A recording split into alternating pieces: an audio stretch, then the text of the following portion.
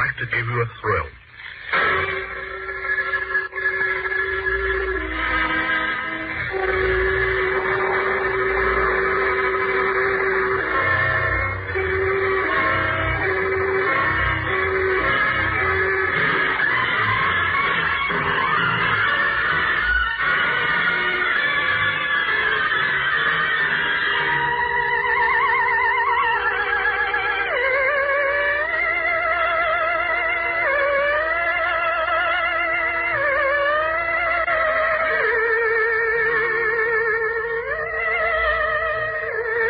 Hitchcock Show.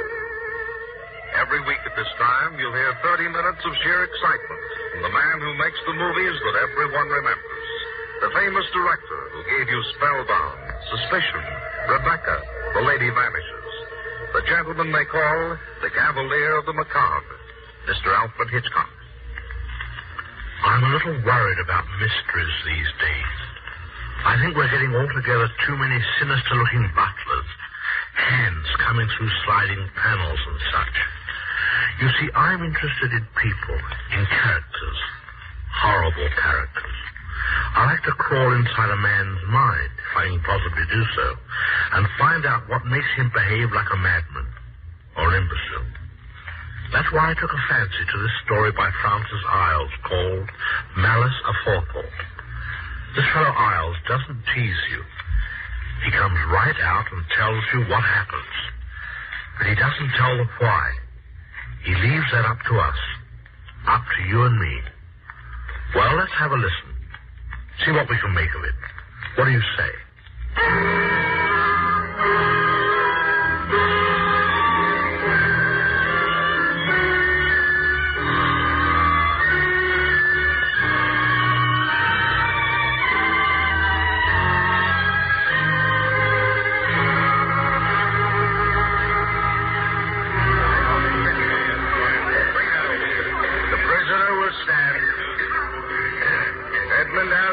You are charged with this. Unless we have quiet, I shall ask the officer in charge to clear the courtroom. Edmund Alfred Bickley, you were charged with this indictment.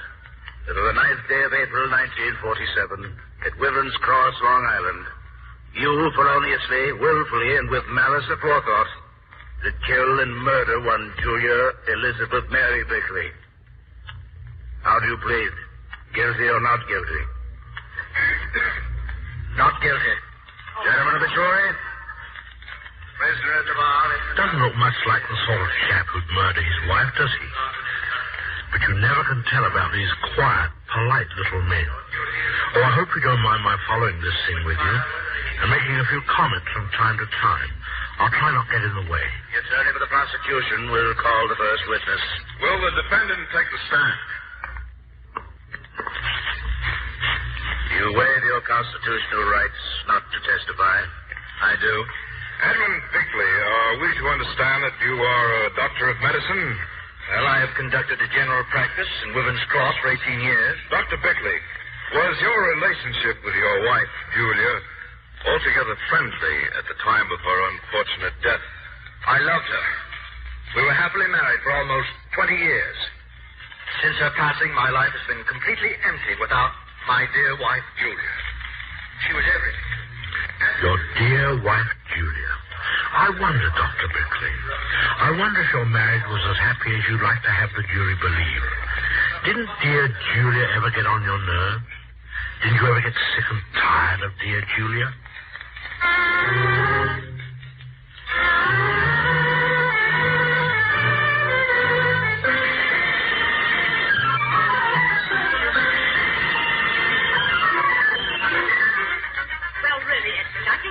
Considerate enough to get back from your rounds a little earlier today. I've been suffering from a frightful headache, and there's so much to do. I can't conceive how you expect me to get everything done in time for our guests. I'm sorry, Julia. You're sorry? Well, really, Edmund, do you think your being sorry will get the work completed? All right, tell me what you want done, Julia. First of all, you'll have to take care of the tennis court. So that's what you were married to, Dr. Bickley. That's dear Julia. How many tongues does she have in her head, Bickley? Sounds like at least half a dozen. Tables out on the lawn and some chairs. Julia, I don't think I'll be able to get all these things done. My dear Edmund, they've got to be done. And before the guests begin to arrive, you'd better change your clothes. Julia, have you ever thought that someday I might stop saying, yes, Julia, of course, Julia? Edmund, that will be quite enough. I forbid you to think such thoughts. Yes, Julia. Yes, Julia. That seems to settle that. Or does it? I've got to get rid of her. I've got to get free from Julia. Oh, dear. I know what I've got to do. I've got to kill her. Bickley, old man, don't overdo it, you know. Murder's a serious business. If you get caught, it can be very annoying.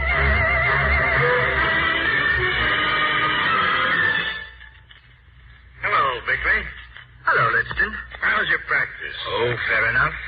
How are your patients getting on? No complaints. Say, have you had any cases of uric poisoning lately? No, not in the past few months. Well, I've got old Mrs. Kirstenson, you know. I found a new treatment that's practically cured her. That's interesting, Doctor. What is it? A vanadium compound. Vanadium. The only drawback is that it induces severe headaches, but it really clears out the poison. Causes headaches, you say? Similar to migraine, but only temporary. It doesn't taste bad, just a bit acid, like grapefruit. Sounds like a useful formula to have in the laboratory. Lidston, could you order me some? I've got more than I can use, Bickley. I'll send you over some. Oh, that's very kind of you, Lidston. I'd like to see how it works.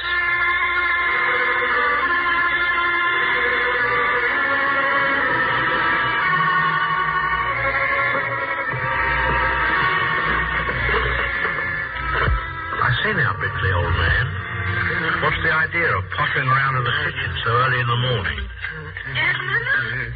Oh, yes, Julia. What are you doing down there in the kitchen? Oh, just fixing you a little breakfast, Julia, my dear. Now, isn't that thoughtful of the doctor? Here you are, my darling. Breakfast in bed. Well, is it the private? Now, really, Edmund, you know I don't much care for grapefruit. Oh, you like this grapefruit, Julia? I fixed it especially. I'll just bet you did. Oh, you'll like that grapefruit, Julia. It's just what the doctor ordered.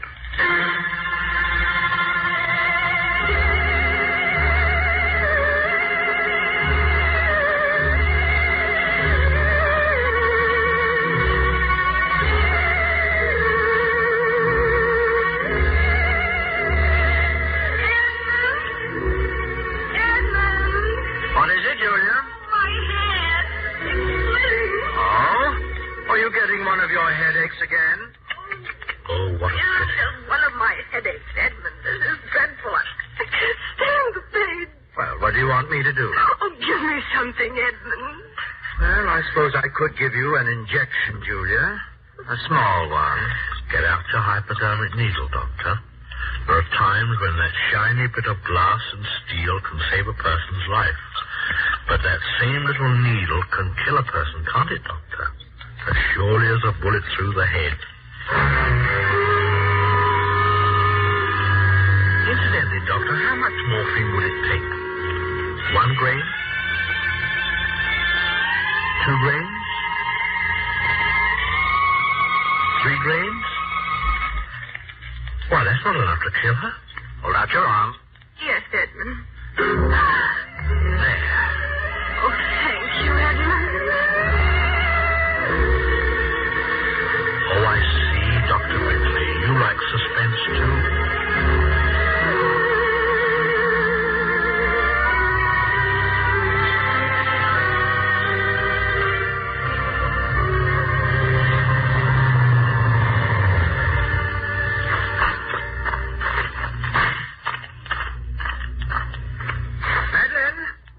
Who the devil is Madeline? Madeline, are you home? Who is it? It's Edmund. Now, come in. Why, of course, Edmund. Come right on in, Ducky. The door's unlocked. Ducky. Hello, Edmund. Hello.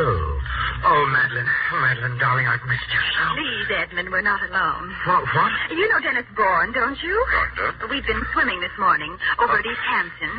Yes. How are you, Dennis? Fine, Doctor. And you? Dennis, is just leaving. Thanks for the beach party, Madeline. It was fun. Goodbye, Danny. See you all later. Goodbye, Doctor. Yes. Goodbye. Oh.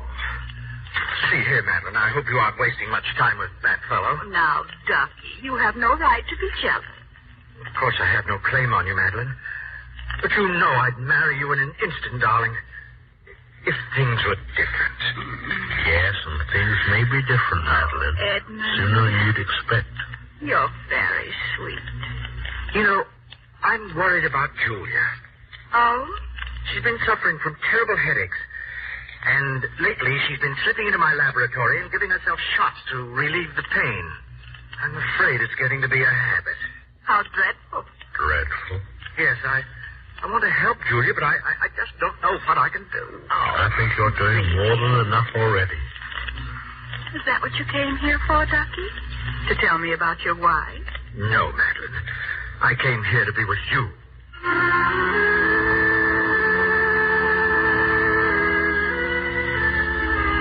That's quite a line you've got there, Ducky, for a man who's getting along in years. Well, it all adds up. Every morning, a grapefruit for Julia. Grapefruit a la Bixley. Followed by a headache, followed by a hypodermic needle. And be sure you tell everyone, Doctor. Tell everyone in town about poor Julia's headaches and what she does to cure them.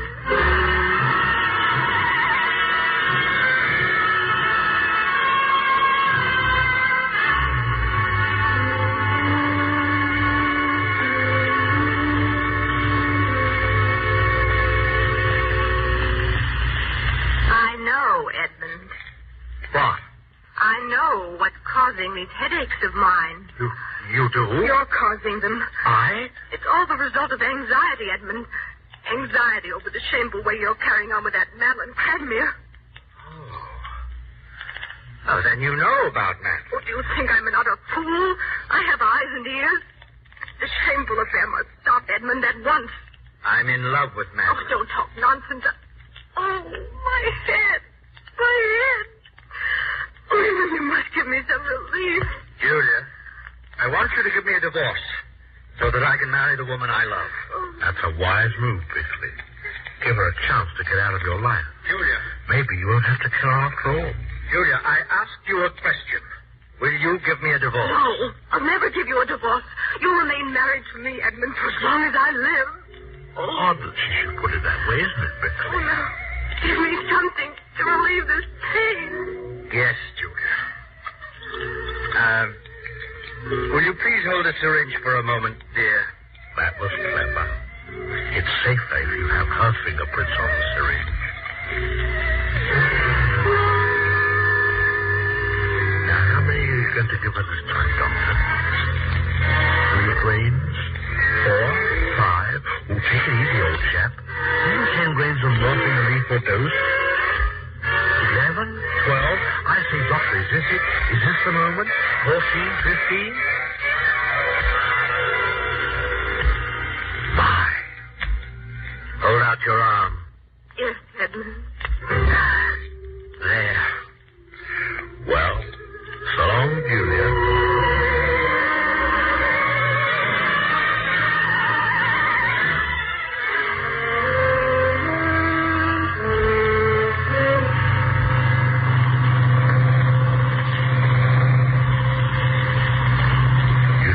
Yet, Bixley? Let's see now. It takes about 20 minutes to dive by morphine. And about the same time to drive up to Madeline Cranmere's house. If you take the time to enjoy the scenery. Nice day, isn't it, Bixley?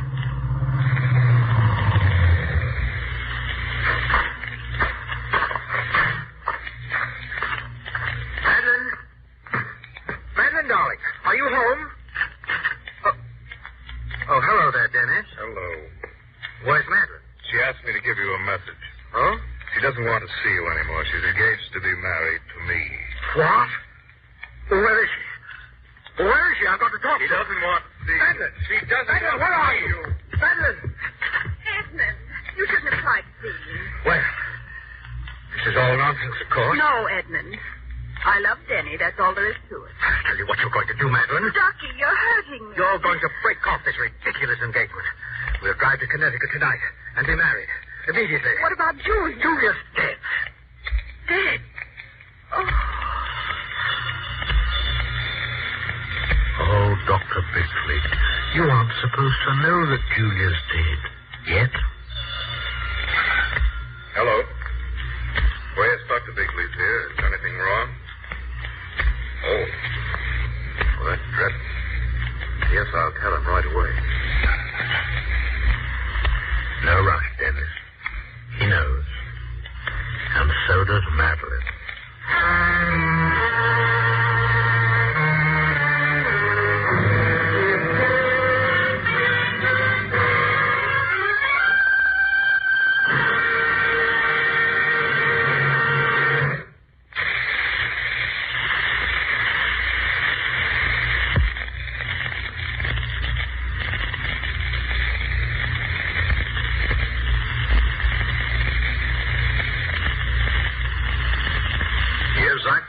Alfred Hitchcock Show, and this week's story, Malice, a Forethought, by Francis Iles.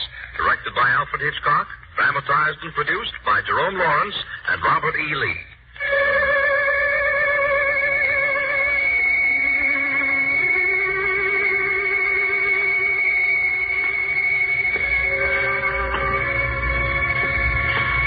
Lonesome, Doctor?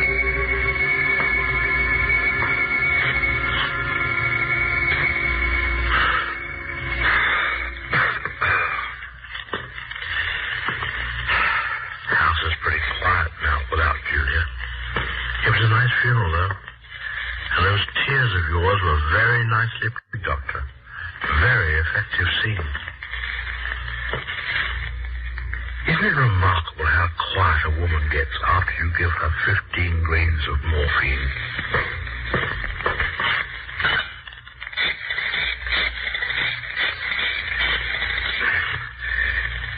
Hello. I want to speak with Madeline Cranmere. I know perfectly well she's there, Dennis. And it's very important that I speak with her. Now, you please tell Madeline that I... Hello. Hello. Wonder what Madeline is thinking, Doctor. Too bad you made that slip about Julia when you weren't supposed to know she was dead. Oh, well, maybe Madeline's forgotten about it. Maybe. It wouldn't have happened if she hadn't thrown me over for that playboy. I hate her. I hate Madeline Cranmere. Talking to yourself, Bickley? Oh, Lidston. Hello. Excuse me for coming straight in. I saw your light was on. Yes, sit down. Well, I'm glad to see you, Doctor. How's your practice? No complaints. Sorry about Julia. Must have been quite a shock. Well, Lidston, we all have our burdens to bear. Just how did it happen, Bickley? If it isn't too painful for you to talk about. Oh, no, I don't mind. Of course, you heard all those ugly rumors that were going around about Julia giving herself injections of morphine. Well, she must have taken an overdose. That's all. Too bad. Fine woman. Oh, the best. You can uncross your fingers now, Dr. Bickley. Say, Bickley, remember that vanadium compound I sent you, the headache stuff? What? Oh, yes. The antidote for uric poisoning. Well, old Mrs. Crusterton's had a relapse, and I'm afraid I'll have to borrow some of it back from you. Hope you don't mind. Why, well, it's all gone. Oh? Did you have a case of uric poisoning, too? Who was it? No, not exactly. I was making some experiments. Oh, some experiments. Well, no matter. I'll order some more. I have to go on home. It's kind of you to stop by. Getting late, you know. Yes. Say, Bickley. Yes? One other thing. What was it made Julia start taking morphine? Headaches? Yes, a tumor of some sort, or migraine. Oh, well, we'll never know. No, I don't suppose we ever shall. Well, good night, Bickley. He's on to you. A sure fake, Bickley. He's figured out exactly how you got rid of Julia. And if Lidston and Madeline Cranmere ever go to the police together, you're probably hanged. Oh, pardon me, Doctor, I forgot. The state of New York employs electricity.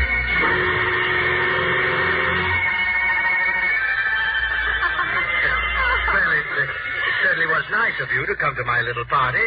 I just thought we ought to establish friendly relations again all around. Well, it was good of you to ask us, Dr. Bickley. Well, frankly, Dennis, I hardly expected you. But you didn't think I'd come alone, did you, Edmund? Without my new husband? Oh, have you and Dennis actually tied the knot? Well, now, isn't that grand? Please accept my congratulations. Thank you, Doctor. Very sporting of you. Not at all. Do you two know Dr. Lidston? I don't believe we've met. No. This is Dennis Bourne and Madeline Cradner. Oh, Mrs. Bourne, I'm always... Now, this is a curious thing to do, Dr. Bickley. What have you got up your sleeve? Deliberately bringing together the two people who can prove you're a murderer. Well, if you'll excuse me, I'll just step out into the kitchen and see if the refreshments are ready. Oh, refreshments. Oh, you're fixing the refreshments, are you, Doctor? What'll it be, grapefruit? Or aren't you going to bother with suspense this time? I hope you all like deviled ham sandwiches. Oh, I simply adore them. Madeline, you don't know what you're saying. I have an idea. Why don't you go on a nice diet, old girl? Say, Bickley, what's that yellow stuff you're mixing with the mayonnaise? That stuff from the test tube? Are you putting a little extra devil into the deviled ham? Well, here we are. Everybody fall to, help yourselves. Oh, don't these look good? They look almost good enough to eat. Almost. I'm going to eat one of these, even if it does spoil my dinner. Dr. Lidston, you'll be amazed how many dinners that sandwich is going to spoil. Hold on, Dr. Bickley. Don't I get any? Oh, I'm sorry. Did you want a sandwich, Dennis? I'm starved. Well, I'll go out and fix you something else. Oh, don't bother. I'll take one of these. Oh, no, You tried to stop him, Doctor. No reason why young Dennis should go the way of Lidston and Madeline. But what could you do?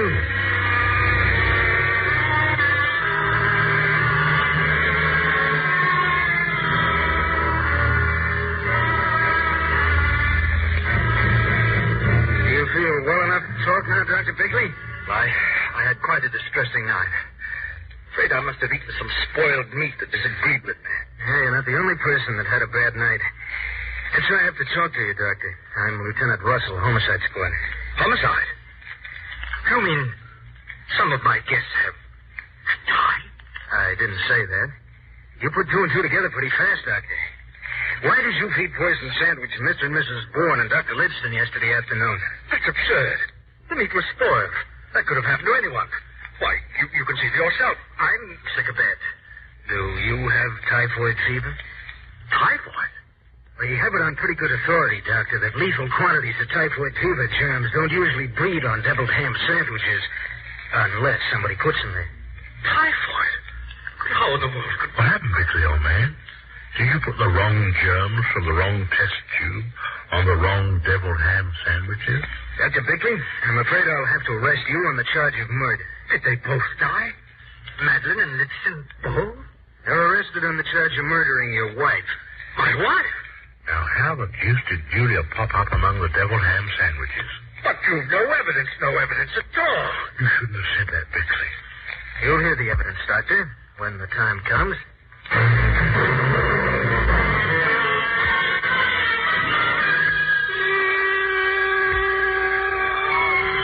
Order. We must have order in this court. Mercy.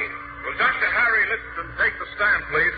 Dr. Lidston. Dr. Lidston? No, it's not a ghost, Bickley. It's your old friend Lidston in the flesh. He looks tired, and he's lost about 20 pounds. But I'm afraid your diet of deviled ham sandwiches reduced him, but didn't quite finish him off. Too bad. Dr. Lidston, do you know the prisoner at the bar? I most certainly do. What transactions have you had with the prisoner which might have a bearing on this case? On the 14th of March, just past, I delivered to Dr. Bickley a quantity of a newly developed vanadium compound which is useful in counteracting uric poisoning. However, this compound also induces severe headaches, and it is my belief that Dr. Bickley employed this quantity of medicine. Well, there it is, Bickley, right out in the open.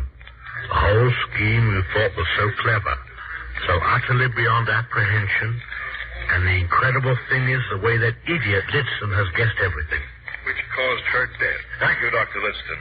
Will Mrs. Madeline Bourne please take the stand? Mrs. Madeline Bourne. Oh, this looks nasty, Bickley. Madeline got over the sandwiches, too. She is looking at you with a very friendly expression, Ducky. I see she's dressed all in black. Mrs. Bourne, suppose you tell us in your own words exactly what happened on the second floor of your house in Wyvern Cross on the morning of the 9th day of April, 1947. Well, the prisoner, Dr. Bickley, burst into my room and demanded that I break off my engagement with Dennis, my late husband. Said I must marry him. I asked him, what about his wife, Julia? And he replied, Julia is dead. Mrs. Bourne, was this before or after Dr. Bickley received the telephone call informing him of his wife's death? Immediately before, while the prisoner was treating me. Seems to be getting a little warm in here, doesn't it, Doctor? All your affairs in order? Is your will all made out? Life insurance premiums paid up? They'd better be, because it's getting around in insurance circles that you're not a very good risk.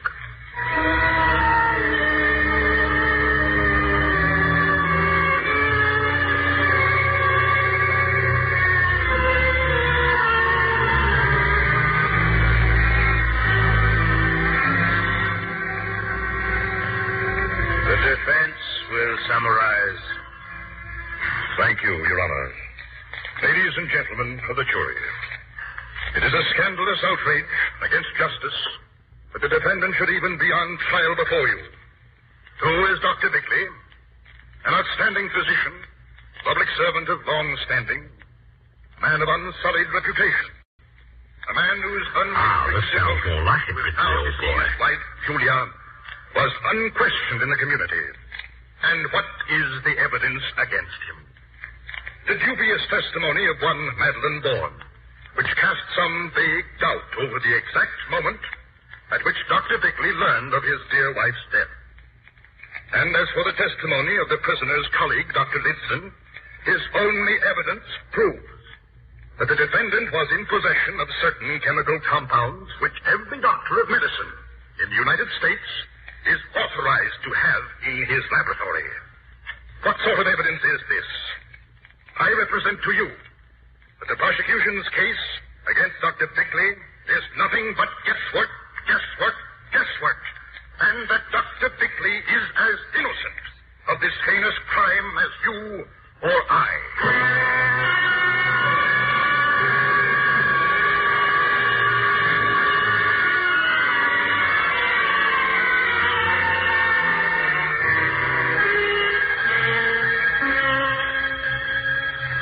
Prisoner will stand to hear the verdict of this court. Here it comes, Doc. Wyvern Cross or Sing Sing.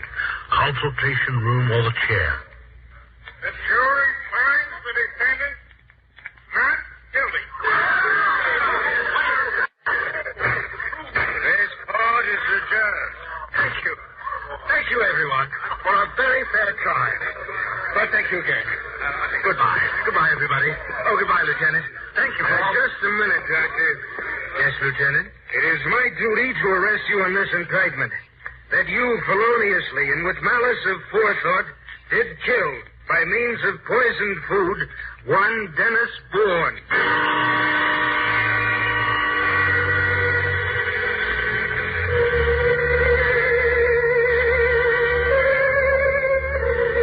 Well, poor old Doc.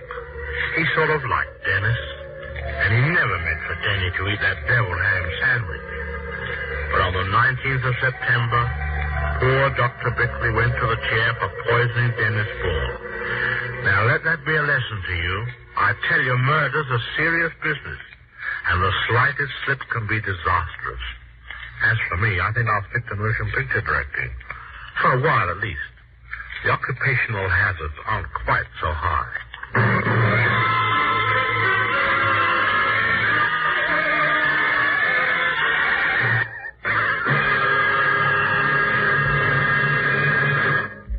You've been listening to the Alfred Hitchcock Show.